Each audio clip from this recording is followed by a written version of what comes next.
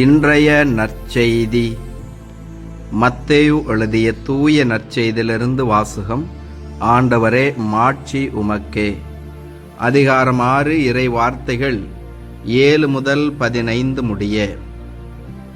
அக்காலத்தில் இயேசு தம் சீடரை நோக்கி கூறியது: நீங்கள் இறைவனிடம் வேண்டும் பொழுது பிற இனத்தவரைப் போல பிதற்ற வேண்டாம். மிகுதியான சொற்களை அடுக்கிக் கொண்டே போவதால் தங்கள் வேண்டுதல் கேட்கப்படும் என அவர்கள் நினைக்கிறார்கள். நீங்கள் அவர்களைப் போல் இருக்க வேண்டாம். ஏனெனில் நீங்கள் கேட்கும் முன்னரே உங்கள் தேவையை உங்கள் தந்தை அறிந்திருக்கிறார். ஆகவே நீங்கள் இவ்வாறு இறைவனிடம் வேண்டுங்கள்: விண்ணுலகில் இருக்கிற எங்கள் தந்தையே, உமது பெயர் தூயதென போற்றப் பெறுக. உமது ஆட்சி வருக. உமது திருவுளம் விண்ணுலகில் நிறைவேறுவது போல மண்ணுலகிலும் நிறைவேறுக. இன்று தேவையான உணவை எங்களுக்கு தாரும்.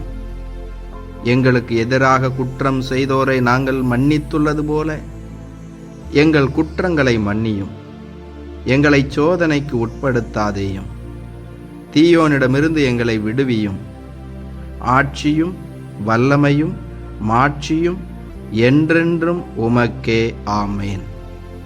மற்ற மனிதர் செய்யும் குற்றங்களை நீங்கள் மன்னிப்பீர்களானால் உங்கள் விண்ணகத் தந்தையும் உங்களை மன்னிப்பார்.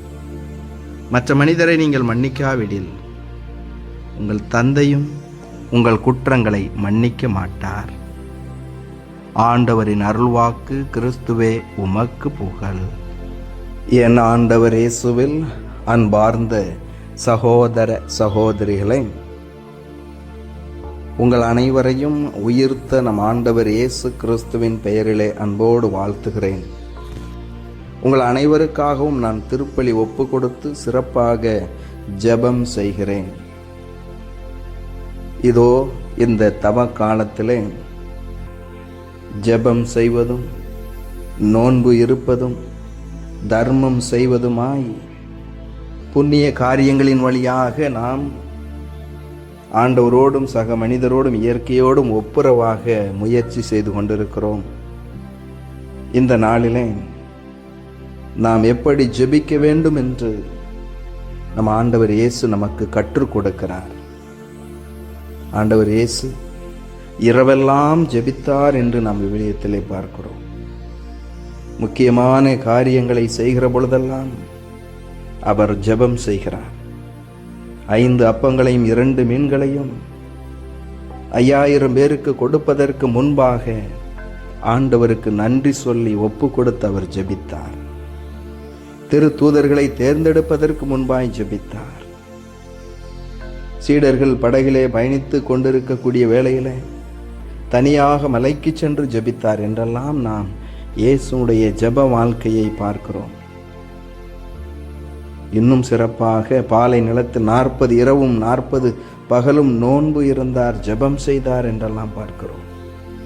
அன்பு சகோதர சகோதரிகளே, நம்முடைய வாழ்க்கையிலே ஜெபம் ஒரு அடித்தளமாய் இருக்கிறது.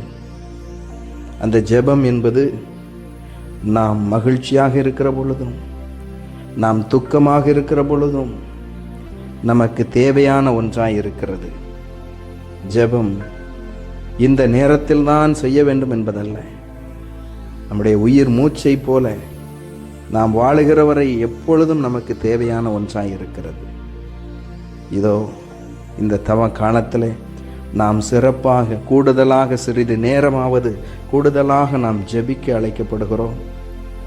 அந்த ஜெபத்தினுடைய பலன் எப்படி இருக்க வேண்டும் என்று சொன்னால், நாம் அன்பு நிறைந்தவர்களாய் மாற வேண்டும்.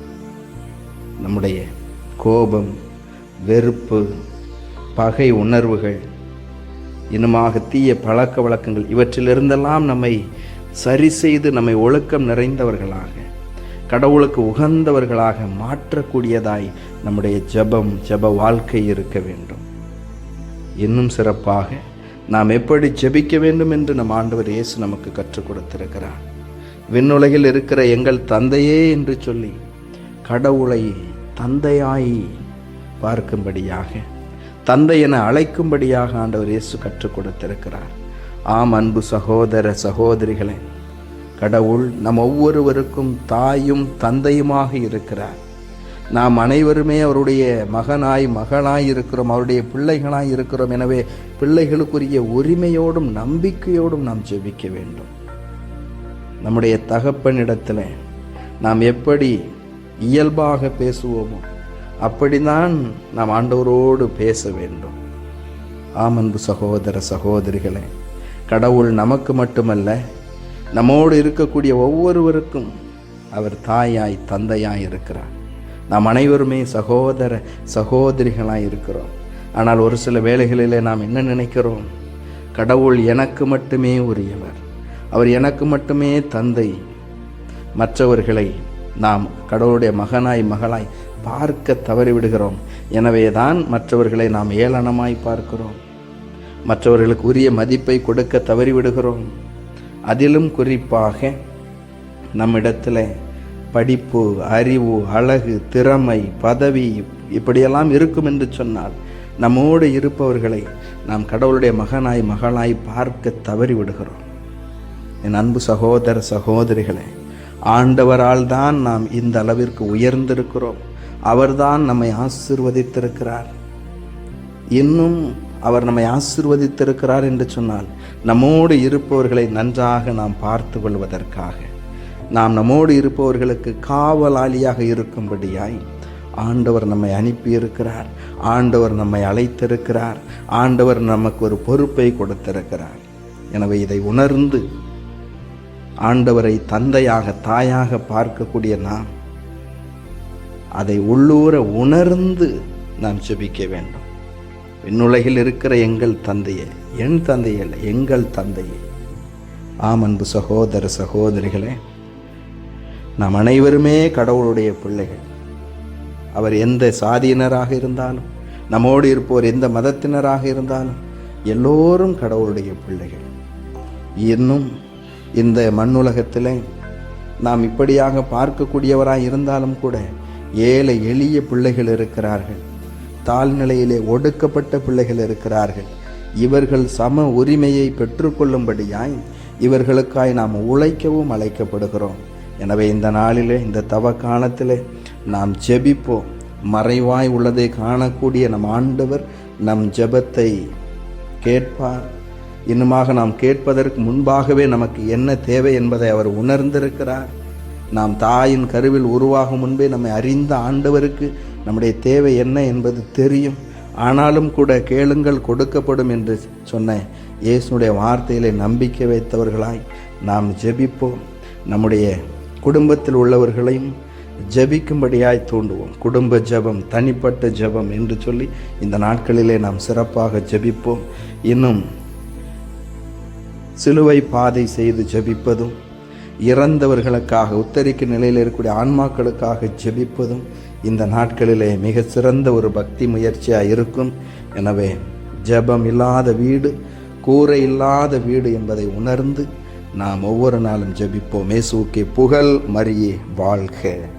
மன்றாடுவோமாக.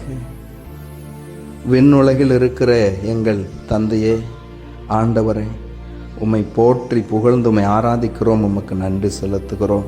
இந்த புதிய நாளை தந்ததற்காக நன்றி ஆண்டவரே. இன்றும் நீரே எங்களுக்கு உதவி செய்ய விரைந்து வாரும், எங்களோடு தங்கும், எங்களை ஆசிர்வதியும். இன்று தங்களுடைய திருமண நாளை, பிறந்த நாளை கொண்டாடக்கூடிய பிள்ளைகளை, இன்னுமாக எங்களிடத்தில் ஜெப உதவி கேட்டிருப்பவர்களின் நம்பிக்கையோடு உம்முடைய கரத்தில் அர்ப்பணித்து ஜெபிக்கிறேன். ஆண்டவரே, நீரே இவர்கள் ஒவ்வொருவருக்கும் நல்ல உடல் உள்ள சுகம் கொடுத்து நீர் ஆசீர்வதிப்பீராக. ஆண்டவரே, விபத்துகளினால் நோய்களினால் பாதிக்கப்பட்டிருக்கக்கூடிய பிள்ளைகள் முழுமையான உடல் உள்ள சுகம் பெற்று மீண்டும் அவர்கள் இயல்பான வாழ்க்கை வாழும்படியே நீர் ஆசீர்வதித்தருளும். இன்னுமாக எங்களுடைய பயணங்களில் ஆண்டவரே, உம்முடைய பிரசன்னம் முன்னும் பின்னுமாய் இடமும் வளமுமாயிருந்து எங்களை பாதுகாத்து வழி நடத்தட்டும். ஆண்டவரே, இதோ அரசு பொதுத் தேர்வை எழுதி கொண்டிருக்கக்கூடிய பிள்ளைகள் நல்ல உடல் உள்ள சுகத்தோடு தேர்வை எழுதவும், தேர்விலும் வாழ்விலும் வெற்றி பெறும்படியாகவும் இந்த நாளிலே நீர் ஆசீர்வதிப்பீராக. எத்தனையோ பெற்றோர்கள் தங்களுடைய பிள்ளைகளுடைய குடும்ப வாழ்விற்காய், அழைத்தல் வாழ்க்கைக்காய், எதிர்கால வாழ்க்கைக்காய் ஜெபித்து கொண்டிருக்கக்கூடிய வேளையில் இந்த பெற்றோருடைய ஜெபம் கேட்டு இந்த பிள்ளைகளை உங்களுடைய குடும்ப வாழ்வை ஆசீர்வதியும். பிளவுபட்டு பிரிந்து கிடக்கக்கூடிய தம்பதியினர் ஆண்டவரே கருத்து வேறுபாடுகளை எல்லாம் விட்டு ஒருவர் மற்றவரை புரிந்து மன்னித்து ஏற்றுக்கொண்டு இணைந்து வாழும்படியாய் செய்வீராக. இதோ இந்த நாளிலும் எங்கள் மத்தியிலே வாழ்ந்து மரித்தவர்களெல்லாம் நினைத்து பார்க்கிறோம் ஆண்டவரே. நீரே இந்த ஆன்மாக்களுக்கு நித்திய இளைப்பாறுதலை தாரும். இறப்பை புரிந்து கொள்ளவும் ஏற்றுக்கொள்ளவும் மனப்பக்குவத்தை நீர் எங்களுக்கு கொடுப்பீராக. ஒவ்வொரு கண்ணீரோடு ஜெபிக்கக்கூடிய மகனையும் மகளையும் ஒப்பு கொடுக்கிறேன் ஆண்டவரே. இவர்களுக்கு நீரே இளைப்பாறுதலை தாரும். நீரே இவர்கள் சிலுவைகளை தூக்கி கொண்டு செல்வதற்கான ஆற்றலை வலிமையை நீர் இவர்களுக்கு கொடுப்பீராக. வெளிநாடு செல்லவும் வீடு வாங்கவும் நிலம் வாங்கவும் வீடு கட்டவும் முயற்சி செய்து கொண்டு இருக்கக்கூடிய பிள்ளைகளை எல்லாம் ஆசீர்வதி ஆண்டவரே. திருமண காரியங்களுக்காகவும் குழந்தை செல்வத்திற்காகவும் வேலை வாய்ப்பிற்காகவும் ஏங்கிக் கொண்டிருக்கக்கூடிய பிள்ளைகளுடைய உள்ளத்தின் விருப்பங்களை நீர் நிறைவேற்றி கொடுப்பீராக. நாங்கள் மனதில் நிலைத்திருக்கக்கூடிய எல்லா நன்மையான காரியங்களும் எங்களுக்கு கைகூடட்டும் ஆண்டவரே. இதோ நீர் எத்தனையோ நன்மைகளை நீர் எங்களுக்கு செய்திருக்கிறீர். அற்புதமாக எங்களை பாதுகாத்து வழிநடத்தி வந்திருக்கிறீர். உமக்கு நன்றி செலுத்துகிறோம். உடைய பிரசன்னத்தினால் நீரே எங்களை பாதுகாத்து வழிநடத்த வேண்டுமாய் மீட்பராகிய கிறிஸ்து வழியாக தந்தையை நோக்கி நம்பிக்கையோடு ஒப்பு கொடுத்து மன்றாடுகிறோம். ஆமென்.